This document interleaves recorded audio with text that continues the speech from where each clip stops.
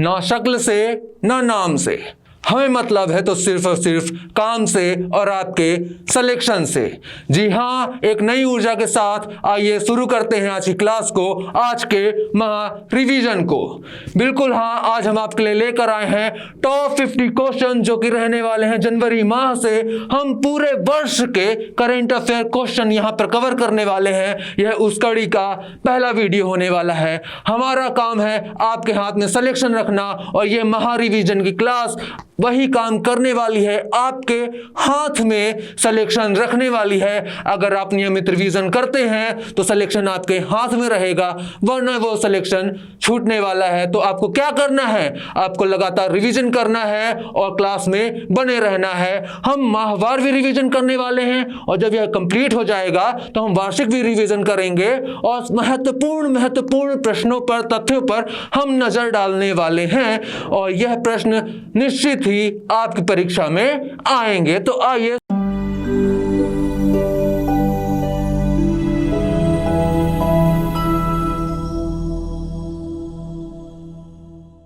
शुरू करते हैं आज की क्लास को।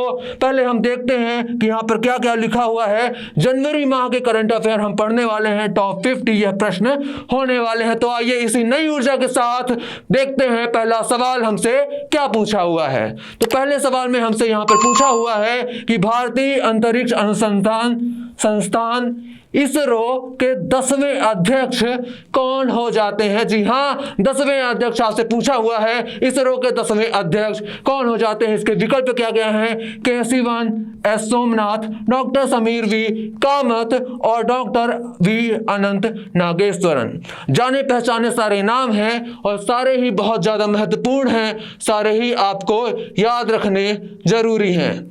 इस प्रश्न की अगर मैं बात करूं तो इसरो वही इसरो जिसकी स्थापना होती है 1969 में, बेंगलुरु में इसका हेडक्वार्टर हो जाता है। 10वें अध्यक्ष इसके हो जाते हैं एस सोमनाथन। जी हाँ, एस सोमनाथ इसके 10वें अध्यक्ष हो जाते हैं। इसके पहले अध्यक्ष थे के सिवन, जो कि जब चंद्रयान 2 लॉन्च हुआ था, याद है ना वो दिन। जी हाँ, आपको याद होगा वही दिन 22 जुलाई 2019 जब चंद्रयान लॉन्च किया गया था और वह असफल हो गया था, और वहां पर हमने देखा था एक भावुक दृश्य। जी हाँ, एक भावुक दृश्य हमने देखा था, जिस दृश्य ने हर भारतीय को अंदर तक रुला दिया था। जी हाँ, यही वह दृश्य है। ये है के सिवन और ये है हमारे प्यारे प्रधानमंत्री जी नरेंद्र मोदी जी। तो हाँ, आगे के ऑप्शनों पर अगर हम चर्चा करते हैं, अन्य विकल्पों में क्या क्या है। अन्य विकल्पों में है डॉक्टर समीर वी कामत। जी हाँ, ये डीआरडीओ। जी हाँ, अन्य विकल्पों पर हम चर्चा करते हैं तो अगले विकल्प पर हैं doctor Sameer V Kamat. Sameer V Kamat वही हैं जो है डीआरडीओ के अध्यक्ष। जी हाँ, ये हैं डीआरडीओ के अध्यक्ष वर्तमान में, और डीआरडीओ वही है जिसकी स्थापना कब होती है, 1958 में, और 1958 में ही नासा की स्थापना होती है। नासा का हेडक्वार्टर कहाँ है, आप कमेंट बॉक्स में बताएंगे। जी हाँ, डॉक्टर वी अनंत नागेश्वरन ये हो जाते हैं भारत के मुख्य आर्थिक सलाहकार। आपको अच्छे से याद रखना है। अगला सवाल देखते हैं। अगले सवाल में हमसे क्या पूछा हुआ है। यहां पर हमने देखा था एक फोटो जिस पर हमने देखा था के सिवन और नरेंद्र मोदी जी को। आगे देखते हैं अगले स्लाइड में क्या बोला हुआ है। अगली स्लाइड में इसके बारे में व्याख्या दी हुई है कि 9वें अध्यक्ष थे के सिवन जी, और इन्हीं के समय 22 जुलाई 2019 को लॉन्च किया गया था चंद्रयान 2, और लॉन्च किया गया था यह GSLV MK3 से, और GSLV MK3 का नाम ही परिवर्तित कर दिया गया है। क्या नाम रखा गया है आप मुझे कमेंट बॉक्स में बताएंगे। जी हाँ, आगे बढ़ते हैं, देखते हैं क्या है अगला सवाल। अगले सवाल में भी चर्चा है अन्य विकल्पों के बारे में जिनके बारे में हम पहले ही पढ़ चुके हैं। देखते हैं अगला सवाल। दूसरा सवाल में यहां से पूछा हुआ है कि ONGC, जी हाँ, ONGC की पहली महिला अध्यक्ष कौन बनी है या बनी थी। तो यहां पर आपके विकल्प हो जाएंगे अलका मित्तल, सोमा मंडल, राजेश कुमार श्रीवास्तव। ये तो इसका उत्तर नहीं हो सकता है क्योंकि यह पुरुष हैं।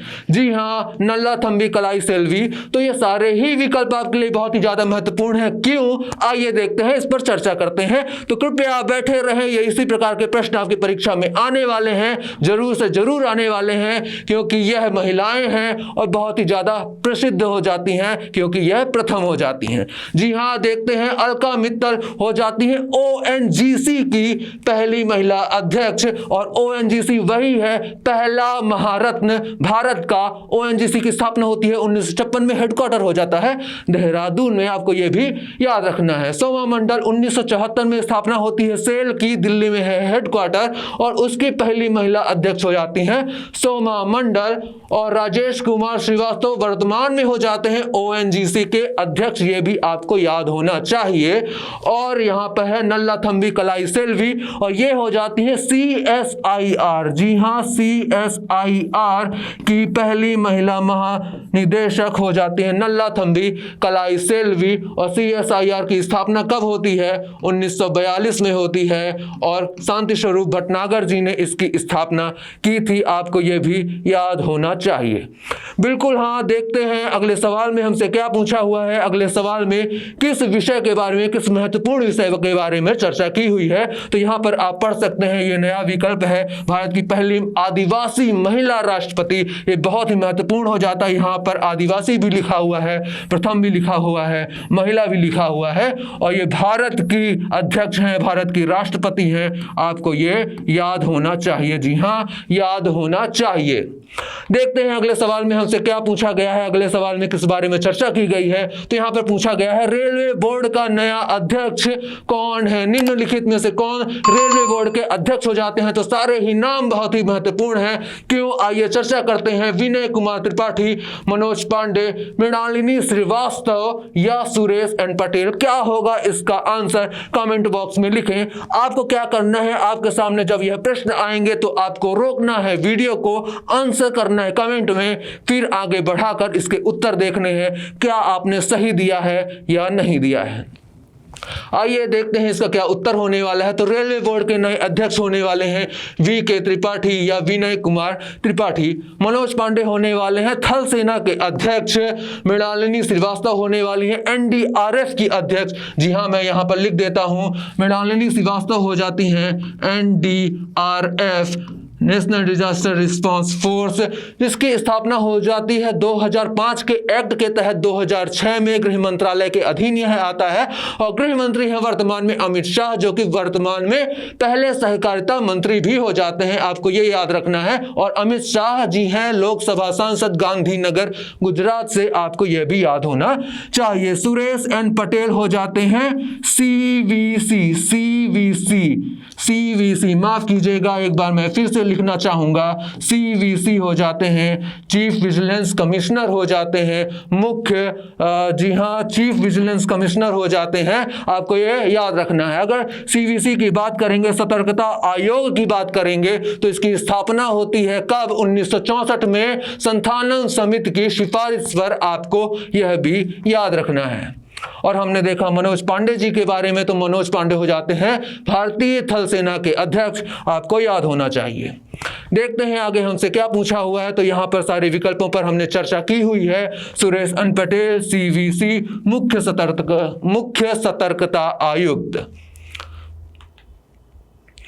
अगले प्रश्न में हमसे पूछा गया है कि पाकिस्तान की पहली महिला सुप्रीम कोर्ट न्यायाधीश कौन हो जाती हैं। ये बहुत ही महत्वपूर्ण प्रश्न है, पाकिस्तान के बारे में भी हमें बहुत ही ज़्यादा अध्ययन करना पड़ेगा। जी हाँ, पाकिस्तान जिसकी राजधानी हो जाती है इस्लामाबाद, राष्ट्रपति हो जाते हैं आरिफ अलवी, और प्रधानमंत्री हो जाते हैं, कौन हो जाते हैं? शहबाज शरीफ। जी हाँ, नवाज शरीफ के रिश्तेदार हैं, और इनका नाम है शहबाज शरीफ, वही यहाँ के वर्तमान में हो जाते हैं प्रधानमंत्री, आपको याद होना चाहिए। और रुपया यहाँ की करेंसी हो जाती है, यह भी आपको याद होना चाहिए। तो यहाँ की पहली महिला सुप्रीम कोर्ट न्यायाधीश कौन है? तो सारा गिल है क्या, आयशा मलिक है क्या, साजिया मारी है क्या, शेरी रहमान है क्या? तो इसका उत्तर होने वाला है आयशा मलिक। सारा गिल भी नाम चर्चा में रहा था, क्यों रहा था, आइए देखते हैं साथ में। तो सारा गिल रही थी पाकिस्तान की पहली ट्रांसजेंडर डॉक्टर।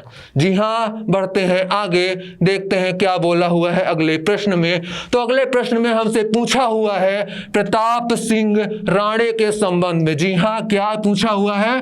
प्रताप सिंह राणे जी के संबंध में पूछा हुआ है। प्रताप सिंह राणे जी के संबंध में पूछा हुआ है। ये कांग्रेस पार्टी से संबंधित है। जी हाँ, कांग्रेस पार्टी से संबंधित है, आपको कंफ्यूज नहीं होना है। कांग्रेस पार्टी से संबंधित हो जाते हैं, गोवा से यह आते हैं और आजीवन कैबिनेट मंत्री का दर्जा पाते हैं। तो ये आपको याद होना चाहिए। बढ़ते हैं अगले सवाल की तरफ। आपको गोवा के बारे में भी कुछ कुछ बातें याद रखनी है। गोवा के बारे में अगर हम चर्चा करते हैं, गोवा के बारे में अगर हम चर्चा करते हैं तो राजधानी क्या हो जाती है? राजधानी क्या हो जाती है? जल्दी जल्दी लिखकर बताएं। और यहाँ पर नदी कौन सी महत्वपूर्ण हो जाती है? मांडवी नदी हो जाती है, मांडवी नदी हो जाती है। आपको यह भी याद होना चाहिए। सीएम कौन हो जाते हैं? प्रमोद सावंत। प्रमोद सावंत यहाँ के सीएम हो जाते हैं।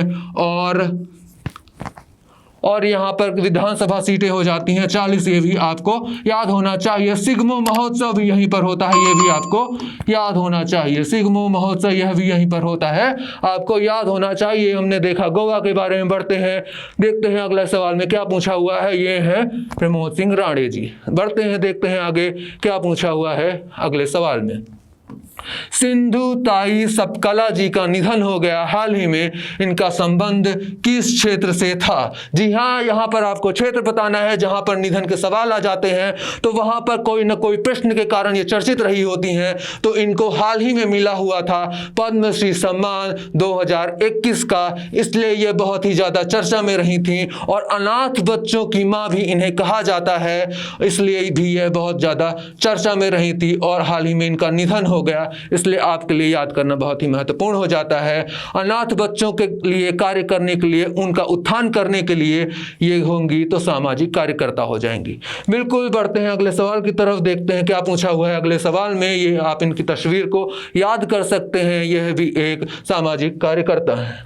अगले सवाल में देखते हैं, यहाँ पर पूछा हुआ है पंडित बिरजू महाराज के बारे में। जी हाँ, पंडित बिरजू महाराज के बारे में। इन्होंने एक नृत्य को अंतर्राष्ट्रीय स्तर पर भी प्रसिद्ध किया है। तो क्या है संबंध? यहाँ पर किस नृत्य से है इनका संबंध, आपको ये बताना है। तो इनका भी हाल ही में निधन हुआ है। निधन के सवाल आपसे इसी प्रकार से पूछने वाले हैं, या तो विधा पूछने वाला है, या तो वह जो व्यक्तित्व है वह किससे संबंधित है, यह पूछने वाला है। तो आपसे यहाँ पर पूछा हुआ है कि बिरजू महाराज जी का संबंध कथकली से है, मोहिनी अट्टम से है, कथक से है या कुचिपुड़ी से? इसका तो उत्तर होने वाला है आपका कथक। देखते हैं अगले सवाल में किस बारे में चर्चा की गई है। तो यहां पर लिखा गया है a little book of India celebrating 75 years of independence पुस्तक किसकी है? तो यहां पर आपके विकल्प हो जाते हैं रस्किन बॉन्ड, जयंत घोषाल, सुभाष गर्ग या अंकिता वर्मा। तो इसका उत्तर क्या होने वाला है? इसका उत्तर होने वाला है रस्किन बॉन्ड। जेम्स बॉन्ड नहीं, रस्किन बॉन्ड। जी हाँ, रस्किन बॉन्ड अच्छे से याद रखना है। तो ये हो जाते हैं रस्किन बॉन्ड। बिल्कुल हाँ, ये हो जाते हैं रस्किन बॉन्ड। देखते हैं अगले सवाल में किस बारे में चर्चा की गई है। तो कौन सी उच्च न्यायालय देश की पहली पेपरलेस अदालत हो जाती है? दिल्ली या इलाहाबाद या कोलकाता या केरल? तो इसका उत्तर क्या होने वाला है? इसका उत्तर होने वाला है केरल। और आपको मैं बता दूं कि नागालैंड की विधानसभा पहली पेपरलेस विधानसभा हो जाती है और यूएई की सरकार पहली पेपरलेस सरकार। तो आपको यह भी नोट करते चलना पड़ेगा साथ साथ में। पहला ग्राफीन नवाचार, जी हाँ, पहला ग्राफीन नवाचार केंद्र कहाँ स्थापित होता है? ऑप्शन है हरियाणा, उत्तर प्रदेश, केरल या पंजाब। तो इसका आंसर होने वाला है केरल। जी हाँ, केरल होने वाला है इसका आंसर। आगे देखते हैं अगले सवाल में हमसे यहाँ पर क्या पूछा गया है। भारत का पहला हेली हब कहाँ स्थापित किया गया? हरियाणा, उत्तर प्रदेश, केरल या पंजाब? तो इसका सही उत्तर होने वाला है हरियाणा। हरियाणा में भी कहाँ, यदि मैं आपसे पूछूं तो होने वाला है गुरुग्राम में। जी हाँ, कहां पर होने वाला है? तो ये होने वाला है गुरुग्राम, हरियाणा। जी हाँ, गुरुग्राम, हरियाणा। देखते हैं अगले सवाल में हमसे क्या पूछा हुआ है। मेजर ध्यानचंद खेल विश्वविद्यालय, ये वही मेजर ध्यानचंद हैं जिन्हें हॉकी का जादूगर कहा जाता था। पहले 1991 में राजीव गांधी पुरस्कार की स्थापना की गई थी। इसके पहले विजेता कौन थे? विश्वनाथ आनंद थे। और उन्हीं के नाम पर, जी हाँ, मेजर ध्यानचंद के नाम पर वह खेल रत्न पुरस्कार कर दिया गया है। और उन्हीं के नाम पर एक खेल विश्वविद्यालय भी खोला गया है। वह कहाँ खोला गया है आपको यह बताना है। है, मेरठ में, लखनऊ में या गुरुग्राम में या रायपुर में? जी हाँ, इसका उत्तर होने वाला है मेरठ। अगला सवाल देखते हैं, अगले सवाल में हमसे क्या पूछा हुआ है। अगले सवाल में पूछा हुआ है भारत का पहला जियो पार्क। जी हाँ, भारत का पहला जियो पार्क आपको अच्छे से याद रखना है किस राज्य में स्थापित किया जाना है, तो यह है उत्तर प्रदेश या मध्य प्रदेश या छत्तीसगढ़ या महाराष्ट्र। इसका सही उत्तर होने वाला है महाराष्ट्र। जी हाँ, महाराष्ट्र नहीं, माफ कीजिएगा, इसका सही उत्तर होने वाला है मध्य प्रदेश। मध्य प्रदेश में भी कहां, यदि मैं आपसे पूछूं तो मध्य प्रदेश के जबलपुर में। जी हाँ, जबलपुर में इसका होने वाला है। अगर जबलपुर में भी कहां होने वाला है तो ये होने वाला है लम्हेटा में। और ये वही मध्य प्रदेश है जहां पर हाल ही में नामीबिया से 8 चीते लाए गए हैं। ये वही मध्य प्रदेश है जहां के मुख्यमंत्री हैं शिवराज सिंह चौहान, जहां के राज्यपाल हो जाते हैं मंगू भाई छगन भाई पटेल, और जहां पर हाल ही में महालोक का आयोजन किया गया है, महालोक उत्सव का आयोजन किया गया है उज्जैन में। तो आपको यह भी याद रखना है। जी हाँ, महाकाल लोक का आयोजन किया गया था उज्जैन में। MBBS की पढ़ाई हिंदी में चालू करने वाला भी मध्य प्रदेश बना है। पहला राज्य मध्य प्रदेश के इंदौर में, इंदौर बना है 6वीं बार सबसे स्वच्छ स्थल। आपको यह भी याद होना चाहिए। तो ये रही मध्य प्रदेश के बारे में थोड़ी बातें, जिसकी राजधानी हो जाती है भोपाल। देखते हैं अगले सवाल में किस बारे में चर्चा की गई है। अगले सवाल में चर्चा की गई है इंडोनेशिया की राजधानी के बारे में। ऑप्शन क्या क्या है? जकार्ता, नुसंतारा, नूर सुल्तान या अस्ताना। इसका उत्तर होने वाला है जकार्ता। क्या मैंने सही बोला? जी नहीं, जकार्ता इसका उत्तर नहीं होने वाला है, क्योंकि हम देख रहे हैं कि जिस प्रकार से पृथ्वी का तापमान बढ़ रहा है उसी प्रकार से समुद्र का जो जल स्तर है वो बढ़ता जा रहा है, क्योंकि बर्फ पिघलता जा रहा है, हिमस्तर पिघलते जा रहे हैं। तो जब समुद्र का स्तर बढ़ेगा, समुद्र का जल लेवल बढ़ेगा, तब क्या होगा? जो किनारे पर स्थित जगह हैं, किनारे पर स्थित जो जगह हैं वो डूबते जाएंगे। इसके कारण क्या हो रहा है? जकार्ता भी जो है, जी हाँ, जकार्ता भी जो है इसी प्रकार के शहरों में आता है जो डूबने वाला है। इसी खतरे को देखते हुए इंडोनेशिया की राजधानी को परिवर्तित कर दिया गया है और बना दिया गया है नुसंतारा। कजाकिस्तान की राजधानी थी नूर सुल्तान, जिसका नाम परिवर्तित करके कर दिया गया है अस्ताना। और आप ये भी याद रखेंगे कि तुर्की की राजधानी को भी नाम परिवर्तित करके कर दिया गया है तुर्कीये। जी हाँ, तुर्कीये कर दिया गया है। तो आपको ये भी याद रखना है। देखते हैं अगले सवाल में हमसे क्या पूछा गया है। मैनपुरी सैनिक स्कूल का नाम बदलकर किसके नाम पर रखा गया है? जी हाँ, मैनपुरी सैनिक स्कूल का नाम बदलकर किसके नाम पर रखा गया है? जनरल विपिन रावत या प्रधानमंत्री नरेंद्र मोदी जी के नाम पर, या महात्मा गांधी जी के नाम पर, या APJ अब्दुल कलाम के नाम पर? तो आपको याद रखना होगा, इसका उत्तर होने वाला है option A, general Vipin Rawat के नाम पर यह रखा जाने वाला है। ये भारत के पहले CDS थे जिनका निधन हो गया था हेलीकॉप्टर हादसे में तमिलनाडु में। आपको यह भी याद होना चाहिए। वर्तमान में भारत के CDS कौन हो जाते हैं? अनिल चौहान जी, जो कि दूसरे नंबर के होने वाले हैं। आपको यह भी याद होना चाहिए। प्रधानमंत्री नरेंद्र मोदी जी के नाम पर मोटेरा स्टेडियम, जो कि अहमदाबाद गुजरात में विश्व का सबसे बड़ा स्टेडियम हो जाता है, जहां पर डोनाल्ड ट्रंप भी आ चुके हैं, तो वही होने वाला है प्रधानमंत्री नरेंद्र मोदी जी के नाम पर। आपको यह भी याद होना चाहिए। बिल्कुल हाँ, इसी तरह याद करते चलिए, मेहनत करते चलिए, क्योंकि आपको मेहनत का हाथ नहीं छोड़ना है, तभी किस्मत आपका हाथ थाम कर रखने वाली है। जी हाँ, इसी तरह पढ़ते चलिए और आगे देखते हैं अगला सवाल। ऑपरेशन सर्द हवा, यह पूछा गया है। ऑपरेशन से जो ऑपरेशन आते हैं, सेनाओं के ऑपरेशन आते हैं, आपके लिए बहुत ही महत्वपूर्ण हो जाते हैं। विकल्प यहाँ पर है सीमा सुरक्षा बल BSF, रेलवे सुरक्षा बल, नीति आयोग या मौसम विभाग। तो क्या होने वाला है इसका उत्तर? इसका उत्तर होने वाला है BSF। मुख्य रूप से यदि हम देखेंगे तो ये हो जाता है भारत और ये हो जाता है राजस्थान, ये हो जाता है गुजरात। तो यह जो भाग है राजस्थान का पश्चिमी भाग है, मुख्य रूप से यह जो ऑपरेशन है यहीं पर आयोजित किया गया, ताकि हमारे पास जो घुसपैठिए हैं, जो दूसरी तरफ से आते हैं, वो ना आ पाए। बिल्कुल हाँ, आप भी समझ गए होंगे मैं क्या बोलना चाह रहा हूं। जी हाँ, बिल्कुल इसका उत्तर हो जाता है सीमा सुरक्षा बल। जी हाँ, देखते हैं अगले सवाल में माध्यम से किस बारे में चर्चा की गई है? अगले सवाल में पूछा गया है पढ़े भारत अभियान के बारे में। इसका संबंध किससे है? शिक्षा मंत्रालय से, नीति आयोग से, या BSF सीमा सुरक्षा बल से, या दिल्ली सरकार से? तो इसका उत्तर होने वाला है शिक्षा मंत्रालय। जी हाँ, ये 100 दिवस का अवसर था। जी हाँ, ये 100 दिवस का एक अभियान था जो कि लॉन्च किया गया था हमारे शिक्षा मंत्री धर्मेंद्र प्रधान जी के द्वारा। शिक्षा मंत्रालय की अगर मैं बात करूं तो आजादी के समय इसका नाम शिक्षा मंत्रालय ही था। बाद में इसका नाम परिवर्तित करके HRD ministry, human resource development मंत्रालय कर दिया गया था। न्यू एजुकेशनल पॉलिसी में इसका नाम बदलकर पुनः शिक्षा मंत्रालय कर दिया गया है, जिसके प्रधान हो जाते हैं वर्तमान में धर्मेंद्र प्रधान। आपको भी निरंतर पढ़ाई करनी पड़ेगी ताकि आप भी कहीं ना कहीं प्रधान लग पाए, किसी न किसी विभाग में प्रधान लग पाए। आपको यह सुनिश्चित करना होगा।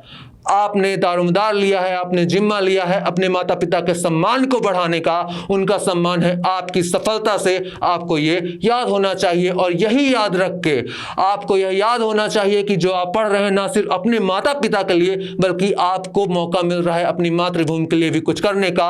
आपके पास है मौका सरकारी नौकरी लेने का, तो लग जाइए मेरे साथ, लग जाइए इजली टीम के साथ। यहाँ पर आपको प्रत्येक विषय के अच्छे मार्गदर्शक मिलने वाले हैं जो आपका राह में हाथ पकड़ने वाले हैं, सिलेक्शन तक आपको लेकर जाने वाले हैं। जी हाँ, देखते हैं क्या है होता है। इसका उत्तर पढ़े भारत हो जाता है शिक्षा मंत्रालय की एक पहल, एक अभियान।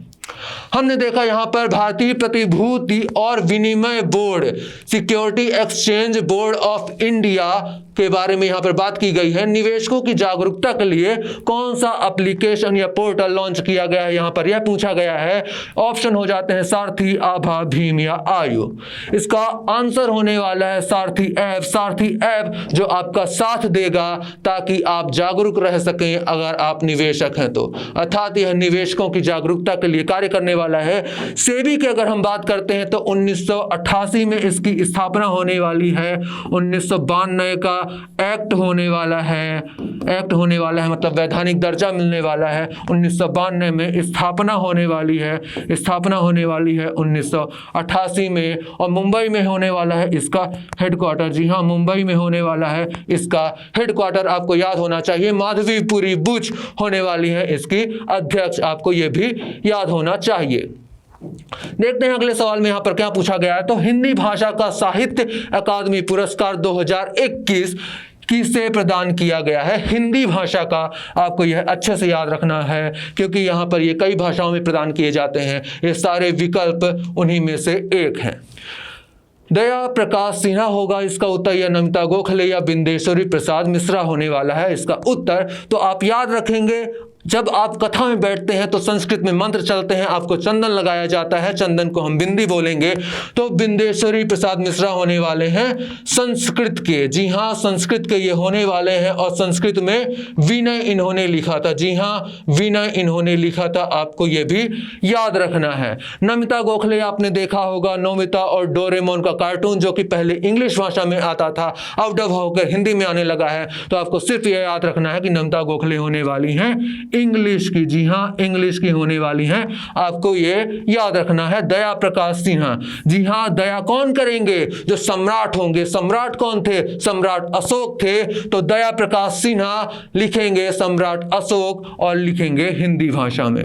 जी हाँ, हिंदी में लगेगी बिंदी और सम्राट अशोक ये लिखेंगे। जी हाँ, सम्राट अशोक ये लिखने वाले हैं, सम्राट अशोक ये लिखने वाले हैं। सभी को क्लियर होना चाहिए। अगर दिखाई नहीं दे रहा है तो आप नोट्स बनाइए, मैं जो बोल रहा हूं उसे देखकर लिखिए, लेकिन नोट सभी की कंप्लीट होनी चाहिए क्योंकि यही सवाल आने वाले हैं और रिवीजन करके आपको जाना है। नहीं तो आप उस कर्ण की भांति हो जाएंगे जिसे आता तो सब कुछ है, लेकिन जब सबसे ज्यादा जरूरत है तब वह उसका उपयोग नहीं कर पा रहा है, तब उसके सामने सिर्फ और सिर्फ मृत्यु खड़ी है। तो आपको ऐसी गलती नहीं करनी है। निरंतर अभ्यास और निरंतर रिवीजन आवश्यक है। जी हाँ, आवश्यक है। देखते हैं अगले सवाल में क्या पूछा हुआ है। मिसेज वर्ल्ड वर्ड, जी हाँ मिसेस वर्ड आपको अच्छे से याद रखना है। 2022 का खिताब किसने जीता है? शाइलिन फोर्ड, खुशी पटेल, कैरोलिना बिलावस्का या सिनी शेट्टी? इसका उत्तर होने वाला है शाइलिन फोर्ड। देखते हैं अगले सवाल में किस बारे में चर्चा की गई है। सुभाष चंद्र आपदा प्रबंधन पुरस्कार 2022, जी हाँ आपदा प्रबंधन पुरस्कार जो कि है सुभाष चंद्र बोस जी के नाम पर, वह संस्थागत श्रेणी में किसे दिया गया है? आपको प्रश्न को अच्छे से पढ़ना है। यह श्रेणियां हैं अलग अलग। व्यक्तिगत श्रेणी में 5 लाख रुपए दिए जाते हैं, संस्थागत श्रेणी में 50 लाख रुपए दिए जाते हैं। दोनों के विजेता अलग अलग हैं, तो आपको प्रश्न अच्छे से पढ़ना है। यहां पर ऑप्शन देखकर तो आपको पता चल जाएगा, लेकिन क्या पता परीक्षा वाले ने कुछ ऐसा ही घुमाया हो कि आप घूम जाए। लेकिन चिंता की कोई बात नहीं, इजीली टीम आपके साथ है, हम आपके साथ हैं। तो इसका उत्तर होने वाला है गुजरात आपदा प्रबंधन संस्थान। आपको याद रखना है विनोद शर्मा हो जाते हैं व्यक्तिगत श्रेणी में इसके विजेता। अगले सवाल में चर्चा की गई है बिहार विभूति सम्मान 2022 में जो प्रदान किए गए थे वह किसे प्रदान किए गए थे? यह पूछा गया है। विनोद शर्मा, रोहित कुमार, नीरज चोपड़ा या हर्षाली मल्होत्रा? क्या हो जाता है? ये तो मुन्नी हैं। बजरंगी भाईजान आपने देखी है कि नहीं? जी हाँ बजरंगी भाईजान की ये मुन्नी है, बिल्कुल हाँ, आप जाके देख लीजिएगा। नीरज चोपड़ा हो जाते हैं भारत के गोल्डन बॉय जिन्होंने भाला फेंका था और सोना लाया था। जी हाँ भारत माता को एक सोना अर्पित किया था और उनका गर्व बढ़ाया था। तो आपको भी कुछ ऐसा करना है, आपको भी भारत माँ का सम्मान बढ़ाना है। भारत माँ का ही नहीं, अपनी माता पिता का भी सम्मान बढ़ाना है। तो हाँ देखते हैं इसका उत्तर होने वाला है रोहित कुमार, जो कि मीडिया ट्रेंड्स नामक एक माफ कीजिएगा, इसका उत्तर होने वाला है रोहित कुमार, जो कि मीडिया ट्रेंड्स नामक एक स्टार्टअप स्टार्ट करने वाले हैं। विनोद शर्मा के बारे में हम पहले ही चर्चा कर चुके हैं कि आपदा प्रबंधन पुरस्कार जो कि है सुभाष चंद्र बोस के नाम पर, उसी का व्यक्तिगत श्रेणी का पुरस्कार इन्हें प्राप्त हुआ है। देखते हैं अगले में क्या पूछा हुआ है। जनवरी 2022 में TX2, जी हाँ TX2 मतलब टाइगर की संख्या डबल। डायरेक्ट आपको इसी तरह याद रखना, T मतलब टाइगर की संख्या डबल। वैश्विक पुरस्कार किस टाइगर रिजर्व को प्रदान किया गया है? इसके विकल्प क्या क्या हो जाने वाले हैं। जिम कॉर्बेट जो कि उत्तराखंड में है, पहले इसका नाम हेली था, पहला टाइगर रिजर्व यही हो जाता है। रानीपुर जो कि वर्तमान में 53वां टाइगर रिजर्व बना है, जो कि है उत्तर प्रदेश के चित्रकूट में, आपको यह भी याद रखना है। सत्यमंगलम टाइगर रिजर्व यही हो जाने वाला है। इस प्रश्न का उत्तर आपको यह भी याद रखना है। बांधवगढ़ ये हो जाता है मध्य प्रदेश में, आपको यह भी याद रखना है। सर्वाधिक घनत्व मध्य प्रदेश में इसी टाइगर रिजर्व में आपको मिलने वाला है। देखते हैं अगले सवाल में हमसे क्या पूछा हुआ है। भारत का पहला UNDP, जी हाँ भारत का पहला UNDP युवा जलवायु चैंपियन कौन हो जाता है? जी हाँ युवा चैंपियन कौन हो जाता है? प्राजक्ता कोली, हरमनप्रीत चंडी या भावना कंठ या शिवांगी सिंह? इसका उत्तर होने वाला है प्राजक्ता कोहली। देखते हैं अगले सवाल में किस बारे में चर्चा की गई है। तो अगले सवाल में चर्चा की गई है नेताजी पुरस्कार किसे प्राप्त हुआ है जनवरी 2022 में? आपको यह बताना है। ऑप्शन है शिंजो आबे, विनोद शर्मा, नीरज चोपड़ा या गुजरात आपदा प्रबंधन संस्थान। तो इसका उत्तर हो जाने वाला है शिंजो आबे। शिंजो आबे जो कि थे जापान के पूर्व प्रधानमंत्री, जिनकी गोली मारकर हत्या कर दी गई थी। 2007 में क्वाड की आधारशिला रखने में इनका महत्वपूर्ण हाथ था। वही क्वाड जिनके देशों के बीच में होता है मालाबार एक्सरसाइज, जिसमें शामिल है भारत, जापान, ऑस्ट्रेलिया और अमेरिका, 4 देश। शिंजो आबे हो जाएगा इसका उत्तर। 2021 में इन्हें पद्म विभूषण सम्मान, जी हाँ पद्म विभूषण आपको याद रखना है, पद्म भूषण या पद्मश्री से कंफ्यूज नहीं करना है।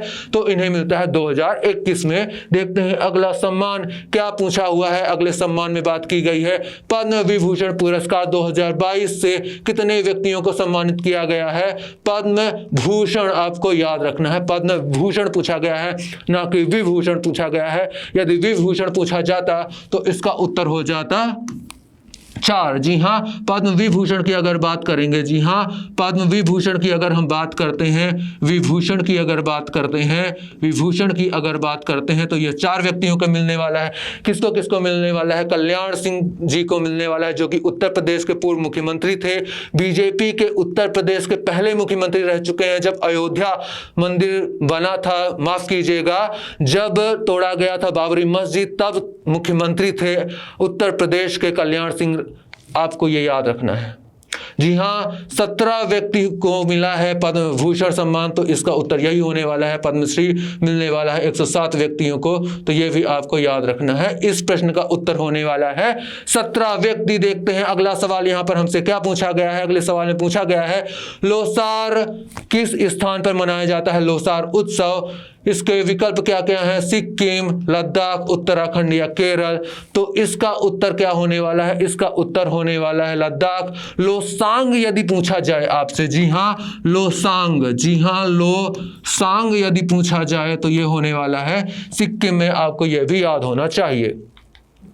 माघी मेला किस राज्य में मनाया जाता है, विकल्प है सिक्किम, पंजाब, उत्तराखंड या केरल। इसका उत्तर होने वाला है पंजाब। देखते हैं अगले सवाल में क्या पूछा गया है। तो 14वां ब्रिक्स शिखर सम्मेलन 2022 का आयोजन, जी हां 2022 का आयोजन किस देश में किया गया है, किस स्थान में किया गया है। तो आपको याद रखना होगा कि भारत में आयोजन हुआ था 2021 में। जी हाँ 2021 में। ये भी आपको आई की तरह लगा होगा और यहाँ पर भी आई जो है ये इंडिया ही है, आपको याद रखना है। तो मतलब 21 में इंडिया में हुआ था, तो उसके बाद आ जाता है चाइना, तो मतलब चाइना में होगा 2022 में। और उसके बाद आ जाता है साउथ अफ्रीका, तो यहाँ पर हो जाएगा 2023 में। तो आपको याद रखना है। उसके बाद पुनः यहीं से शुरू होगा, तो ब्राजील में हो जाएगा 2024 में। आपको ये भी याद होना चाहिए, अच्छे से याद होना चाहिए।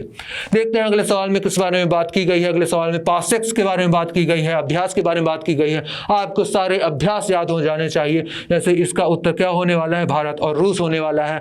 फ्रांस के साथ हमारे होते हैं शक्ति, अरुण, वरुण। अमेरिका के साथ होता है युद्धाभ्यास, वज्र प्रहार और मालाबार। मालाबार 4 देशों के बीच होता है, हमने अभी अभी पढ़ा है। चीन के साथ हमारा होता है हैंड इन हैंड। चीन के साथ हमारा होता है ना हैंड इन हैंड। जी हाँ, चीन के साथ हमारा युद्धाभ्यास भी होगा हैंड इन हैंड, आपको याद रखना है। हम देखते हैं ऑस्ट्रेलियन ओपन के बारे में। एकल पुरुष खिताब यहाँ पर पूछे गए हैं, तो विकल्प आपके हो जाते हैं Rafael Nadal, Novak Djokovic, Carlos Alcaraz. जी हाँ कार्लोस अल्कराज होगा और रोजर फेडरर होगा। तो राफेल नडाल जो हो जाते हैं, इन्होंने 2 जीते हैं। कौन कौन से, ऑस्ट्रेलियन ओपन भी इन्होंने ही जीता है और फ्रेंच ओपन भी इन्होंने ही जीता है, आपको ये याद रखना है। इसके अलावा नोवाक जोकोविक जीतेंगे विंबलडन, आपको याद रखना है। जी हाँ विंबलडन ये जीतेंगे नोवाक जोकोविक। और यूएस ओपन, जी हाँ यूएस ओपन जीतने वाले हैं स्पेन के कार्लोस अल्कराज, आपको ये भी याद रखना है, ये भी याद रखना है। हम देखते हैं अगले सवाल में किस बारे में बात की गई है। अगले सवाल में बात की गई है आईसीसी महिला क्रिकेटर ऑफ द ईयर 2021 का खिताब किसने जीता है। झूलन गोस्वामी, मिताली राज हाल ही में रिटायरमेंट की घोषणा कर चुकी हैं। स्मृति मानधाना या इनमें से कोई नहीं। इसका उत्तर होने वाला है स्मृति मानधाना। देखते हैं अगले सवाल में किस बारे में चर्चा की गई है। भारत की पहली पैरा बैडमिंटन एकेडमी किस शहर में ओपन हुई है, प्रयागराज, लखनऊ, मेरठ या आगरा। इसका उत्तर होने वाला है नवाबों की नगरी लखनऊ। प्रयागराज जिसका पहले नाम क्या था, इलाहाबाद। बिल्कुल हाँ सही जवाब। आईपीएल 2022-23 का नया टाइटल स्पॉन्सर कौन कंपनी बनी है, टाटा, रिलायंस, बायजू या एमपीएल। इसका उत्तर होने वाला है टाटा, आपको याद रखना है। अगले सवाल में पूछा गया है किस खिलाड़ी को पद्म भूषण 2022 प्रदान किया गया है। ऑप्शन है नीरज चोपड़ा, प्रमोद भगत, अवनी लेखरा या देवेंद्र झाझड़िया। तो आपको याद रखना है कि राजस्थान के देवेंद्र झाझड़िया ही हैं एकमात्र खिलाड़ी जिन्हें 2022 में प्रदान किया गया है पद्म भूषण। अन्य सभी को पद्मश्री प्रदान किया गया है, कई खिलाड़ियों को पद्मश्री प्रदान किया गया है, लेकिन सिर्फ एकमात्र खिलाड़ी हैं देवेंद्र झाझड़िया जी जिन्हें प्रदान किया गया है पद्म भूषण। आपको याद रखना है ये 2 बार के स्वर्ण पदक विजेता, जी हाँ 2 स्वर्ण इन्होंने जीते हैं। जी हाँ 2 स्वर्ण इन्होंने जीते हैं। और पैरा, जी हाँ पैरा भाला फेंक से ये संबंधित हैं। जी हाँ भाला फेंक से ये संबंधित हैं, आपको यह भी याद रखना होगा। और 2004 में और 2016 के ओलंपिक्स में, पैरा ओलंपिक्स में इन्होंने जीता था गोल्ड, आपको ये भी याद रखना होगा। देवेंद्र झाझड़िया जो कि हो जाते हैं राजस्थान से, आपको याद होना चाहिए। अगले सवाल में पूछा गया है सुकवा ढुकवा बांध के बारे में, यह किस राज्य में हो जाता है। ऑप्शन है आपके गोवा, उत्तर प्रदेश, कर्नाटक या केरल। क्या होने वाला है, इसका उत्तर आपको बताना है। जी हाँ, उत्तर प्रदेश में ही हो जाता है। झांसी में ही वर्ल्ड हेरिटेज में जोड़ा गया है सुकवा ढुकवा बांध को। तो आपको ये याद रखना है, काफ़ी ज़्यादा महत्वपूर्ण हो जाता है आपकी परीक्षाओं के लिए। जनवरी 2022, जी हाँ, जनवरी 2022 में एयरटेल पेमेंट बैंक को किसके द्वारा अनुसूचित बैंक का दर्जा प्रदान किया गया है। बेसिकली यहाँ पर आपसे पूछा गया है कि अनुसूचित बैंक का दर्जा कौन देता है। तो हाँ, इसका उत्तर होने वाला है आरबीआई, जिसकी स्थापना हुई थी 1935 में। 1949 में इसका राष्ट्रीयकरण किया गया था। पहले अध्यक्ष हो जाते हैं ऑसबॉर्न स्मिथ, और पहले भारतीय अध्यक्ष हो जाते हैं, स्वतंत्र भारत के भी यह पहले अध्यक्ष थे, सीडी देशमुख। और वर्तमान में कौन अध्यक्ष हो जाते हैं, कमेंट बॉक्स में बताइएगा। जी हाँ, कमेंट बॉक्स में आपको इसका उत्तर देना है। कौन हो जाते हैं वर्तमान में आरबीआई के गवर्नर। जल मेट्रो परियोजना वाला पहला शहर कौन सा बन गया है, कोच्चि, लखनऊ, बनारस या कोलकाता। तो इसका उत्तर क्या होने वाला है, कोच्चि। अगला सवाल देखते हैं, अगले सवाल में क्या पूछा हुआ है हमसे। अगले सवाल में किस बारे में बात की गई है, तो यह बात की गई है क्रिप्टो करेंसी सूचकांक IC15 को किसके द्वारा लॉन्च किया गया है। जी हाँ, किसके द्वारा लॉन्च किया गया है क्रिप्टो करेंसी, पहला क्रिप्टो करेंसी सूचकांक, वो भी भारत का, और ये है IC15। यह लॉन्च किया गया है क्रिप्टो वायर के द्वारा। आपको अच्छे से याद होना चाहिए। देखते हैं अगले सवाल में किस बारे में चर्चा की गई है। तो लीप जो स्टार्टअप प्रोग्राम है, लीप स्टार्टअप प्रोग्राम में जो नए इनोवेटिव आइडियाज होंगे उनको सपोर्ट किया जाएगा। वो कंपनी कौन सी होगी आपको बताना है, अमेजन, फ्लिपकार्ट, सेबी या टाटा। तो यह कंपनी होने वाली है फ्लिपकार्ट, आपको अच्छे से याद होना चाहिए। देखते हैं अगले सवाल में किस बारे में चर्चा की गई है। भारत का पहला स्वदेशी सर्वर कौन सा होने वाला है, विक्रांत, रुद्र, महारुद्र या महाविक्रांत। तो इसका उत्तर होने वाला है रुद्र। यह होने वाला है भारत का स्वदेशी रूप से निर्मित क्या, विमान वाहक पोत। आपको याद होना चाहिए। बिल्कुल हाँ, ये बहुत ही ज्यादा महत्वपूर्ण हो जाता है। आपको अच्छे से इसे याद करना है, बैठ के याद करना है। अगले सवाल में देखते हैं किस बारे में चर्चा की गई है। अगले सवाल में चर्चा की गई है भारत वन स्थिति रिपोर्ट 2021 के बारे में। यदि आप में से किसी ने आरआरबी एनटीपीसी परीक्षा दी हुई है तो आपको यह प्रश्न जरूर से जरूर देखने को मिला होगा। बड़े स्तर में जो भी हाल ही में परीक्षाएं हुई हैं, यही परीक्षा सबसे ज़्यादा महत्वपूर्ण रही थी आरआरबी एनटीपीसी की, CBT1 CBT2। तो यह प्रश्न CBT2 के हर शिफ्ट में आया हुआ है, आप चेक कर सकते हैं। तो यहाँ पर आपसे पूछा गया है कि सर्वाधिक क्षेत्रफल वाला राज्य कौन सा हो जाता है वनों में। तो मिजोरम, हरियाणा या मध्य प्रदेश, आंध्र प्रदेश। तो ये सारे ही विकल्प बहुत ही ज़्यादा महत्वपूर्ण है, क्योंकि मध्य प्रदेश होगा इसका सही उत्तर। सर्वाधिक क्षेत्रफल हो जाएगा कहां, मध्य प्रदेश में। जी हां, सर्वाधिक वन क्षेत्रफल हो जाता है मध्य प्रदेश में। सर्वाधिक प्रतिशत की अगर बात करेंगे तो ये हो जाता है मिजोरम में। न्यूनतम प्रतिशत की अगर बात करेंगे तो हरियाणा में, और न्यूनतम वन क्षेत्रफल भी हो जाता है हरियाणा में। सर्वाधिक क्षेत्रफल में वनावरण में वृद्धि जो होती है वो होती है आंध्र प्रदेश में। तो आपको यह भी याद रखना पड़ेगा। बिल्कुल हाँ, जरूर से जरूर आपको याद रखना पड़ेगा इस रिपोर्ट के बारे में। ओमिक्रॉन क्या है आपको बताना है। हेलीकॉप्टर है, मिसाइल है, रोवर है या नया कोविड वेरिएंट है। तो इसका उत्तर होने वाला है नया कोविड वेरिएंट है, आपको याद होना चाहिए। पराक्रम दिवस का आयोजन किस दिन किया जाता है। विकल्प है 21 जनवरी, 23 जनवरी, 25 जनवरी या 27 जनवरी। तो इसका उत्तर होने वाला है 23 जनवरी, आपको याद होना चाहिए। पराक्रम दिवस किसके लिए, किसके सम्मान में मनाया जाता है, तो मैं आपको ये बताना चाहूँगा, नेताजी सुभाष चंद्र बोस के सम्मान में। जी हाँ, नेताजी सुभाष चंद्र बोस जी के सम्मान में ये मनाया जाने वाला है, आपको अच्छे से याद होना चाहिए। जी हाँ, अच्छे से याद होना चाहिए। देखते हैं क्या पूछा हुआ है अगले सवाल में। तो 16 जनवरी को कौन सा दिवस घोषित किया गया है, आपको ये बताना है। स्टार्टअप डे, विश्व हिंदी दिवस, वीर बाल दिवस या भारतीय सेना दिवस। तो भारतीय सेना दिवस तो हो जाता है 15 जनवरी को, आपको याद ही होगा। उसके ठीक एक दिन बाद स्टार्टअप दिवस मनाए जाने की घोषणा की गई है। देखते हैं स्टैच्यू ऑफ इक्वालिटी किस शहर में स्थित है। तो ये स्थित हो जाती है मुंबई में, राजसमंद में या नर्मदा जिला में या हैदराबाद में। तो इसका उत्तर होने वाला है हैदराबाद। आप देखेंगे राजसमंद में, हाल ही में राजसमंद जो कि है राजस्थान में, इसका एक स्थान है नाथ द्वारा। जी जी हाँ, नाथ द्वारा बहुत ही ज़्यादा महत्वपूर्ण हो जाता है, नाथ द्वारा बहुत ही ज़्यादा महत्वपूर्ण हो जाता है, क्योंकि यहाँ पर विश्वास रूपम शिव प्रतिमा का भी अनावरण किया गया है, जो कि 369 फीट ऊंची लंबी है। और इसके अलावा यहाँ पर जियो ने, जी हाँ, जियो द्वारा 5G यहीं से लॉन्च किया गया है। आपको यह भी याद रखना है, भारत में 5G लॉन्च हो जाता है 1 अक्टूबर से, 1 नवंबर से ई रूपी लॉन्च होता है। आपको यह भी याद रखना है।